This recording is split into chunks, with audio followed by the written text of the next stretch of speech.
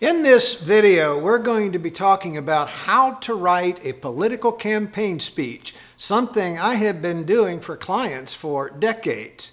And what may seem a very complicated process is really easy if you break it down into different sections. What we're going to do here is break it down for you into 5 step-by-step questions that you need to answer in order to write the perfect campaign speech. Stick with me until the end of this video and I'll tell you how to get my free workbook.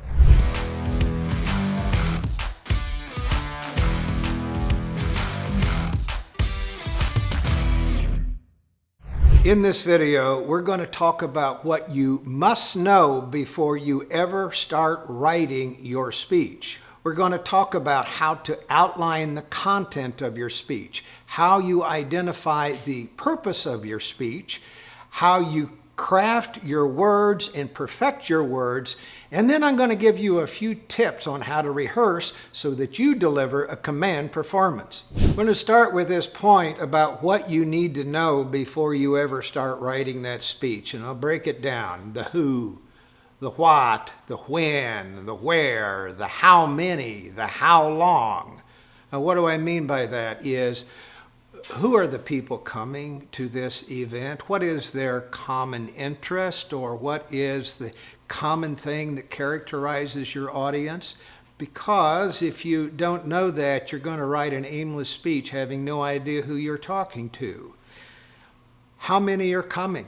Are you expecting to speak to an audience of 10 or 200? That affects your speech. How long are you being asked to speak? You write a 30-minute speech and get there and find out you only have 5 minutes, you've not practiced the right way. And of course you need to know where and the time. The second set of questions you need to ask are about the setup. Will there be a podium? Will there be a microphone? Are you speaking from a stage? Are you on the same level with the rest of your audience, or is the seating arrangement tiered like an arena? If at all possible, before you give that speech, go visit the place where you're going to give it. And it's just this simple. If you've been in the room is not a stranger to you the day you walk in. And your comfort level will be much greater if you're already familiar with the place that you're going to give the speech. You cannot prepare properly if you do not know the answers to these questions. I'm going to tell you a quick story. A few years ago, I worked with a congressional candidate who was delivering a very important speech about health care. And we worked on that speech assiduously, 7 different drafts, multiple rehearsals. It was 25 minutes long, and my job was to help her prepare and write that speech. We got to the venue, and voila.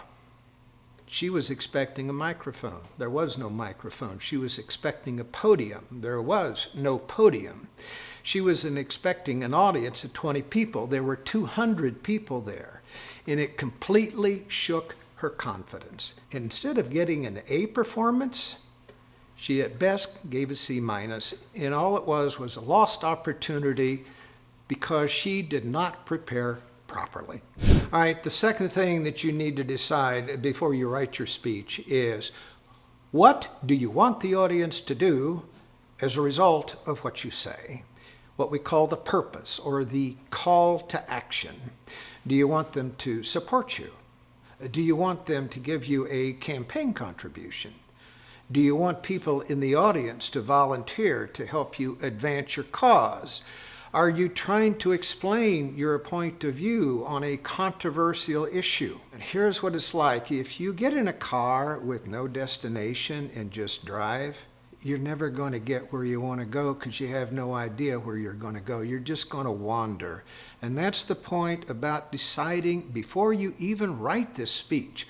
What do you want that audience to do? What do you want them to remember the day after you give that speech? That drives the whole tenor and tone of the remarks that you give.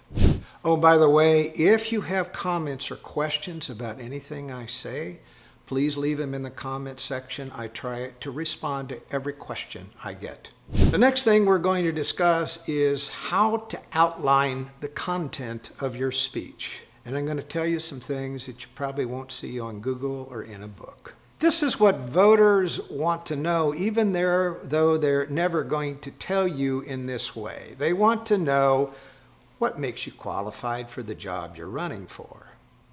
How do I know that your moral code is in sync with my moral code? What problems are you going to fix? What are you going to do for me? What wrongs are you going to right? What injustice will you correct? What story can you tell me about your motivation for running that lets me know that you are running for the right reasons? And the final question they would ask you, if they thought to ask it this way, is why you, not somebody else? In other words, what makes you better than any of the other people running against you? Now, if you break what I just said into sections of your content, the content section that you can draw from, edit from, pull from, do what I just said. What makes you qualified? Tell me something about what's important to you in your moral code and what you believe is right or wrong. Tell me what problems you are going to solve. List them out. It could be a dozen, it could be 3 or 4. Do you have a story about some experience in your life that changed the way you feel, or changed the way you behave, or forever altered your point of view about something? That may explain why you're doing this. And this is an important exercise for any political campaign and any speech. You must be thinking about why you're a better candidate than the other choices on the ballot. Outline each section of that speech, and now you have the bits and pieces that you can use to refine your speech. What we're going to talk about now is how to write and perfect your speech. And I'm just going to share a habit that I have developed having done this for more than 40 years of my life. When it is time to craft a political campaign speech, I shut everything down. The email goes off, the phone is turned off, it doesn't buzz, it's turned off. I eliminate all distractions and I write. Now, people write in different ways. For me, it's just pecking at a computer. Whatever is in my head comes out of my fingers and goes onto a computer. But before the advent of computers, I used to write it out in longhand. You may have a different way that works for you. But the mission here is craft the first draft of your speech. And don't stop working on it until you've finished it. And then stop. Hit save, tuck it away, and let it sleep overnight. The next morning, go back to it and start editing. And here's what you look for. You may have been very verbose on your first draft. Well, here's the secret of effective communication. If you can say something in 5 words instead of 10 words, use 5 words, because it will keep your audience engaged and they're less likely to wonder if every word that you use is an interesting word or phrase. Keep doing this day after day after day until you can't find any other way to improve your speech. For me, sometimes I'm done on the 4th draft, but there have been complicated ones where it took 8 drafts before I could no longer find anything to make better, not a single word that I wanted to change. Now, here's the next secret, and it's important. When you talk, like I'm talking now, you hear different things than I hear. If you give your speech to your tape recorder on your iPhone, you're going to be surprised how different you hear than you are when you are talking. Perform that speech to your tape recorder. Time it, and as you do it, notice your rhythm, your cadence, your inflection, your stopping point. Pauses are important in speeches.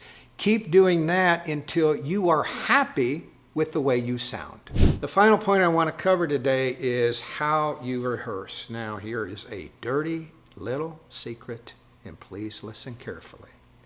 It's not just the words you say.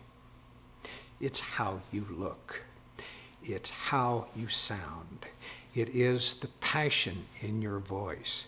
We communicate in many different ways in person, and your audience is going to be evaluating all of that. And you could give a great speech that's perfectly coiffed and perfectly worded, but if you sound like you're bored with it and sound just like you're reading words on a page, your audience is going to be bored and they're not going to believe that you're passionate about anything you are saying. So you must practice your delivery, and it's very simple. Hook up your iPhone, hook up your iPad, hit that record button and deliver your speech to it. Keep delivering it until you're happy with the way you look and you're happy with the way you sound and that you have passion in your voice. Now, okay to use the script while you're rehearsing. But as you do this, as you become more familiar with the words and phrases, it will be easier for you to look at that camera instead of looking down at your piece of paper. And in fact, at some point, you may be able to condense your speech into a simple points on a note card and deliver it that way. Here's one thing I'd never recommend. Some people say, well, I'll just memorize the whole thing. I gotta tell you, it is very difficult to memorize anything that's more than 3 minutes long. And this is what will happen if you try and memorize the whole thing.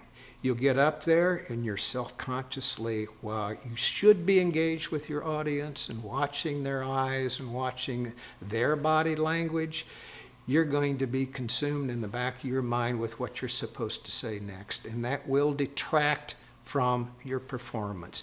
Please don't try and memorize your speech. It will not end well. You might recall at the beginning of this video that I mentioned I had a free gift for you. It's this. In the link below, you're going to find a link to a workbook that will help you do exactly what I have described in this video. The title of it is How to Draft That Perfect Campaign Speech. Have at it and enjoy it. I'm Jay Townsend.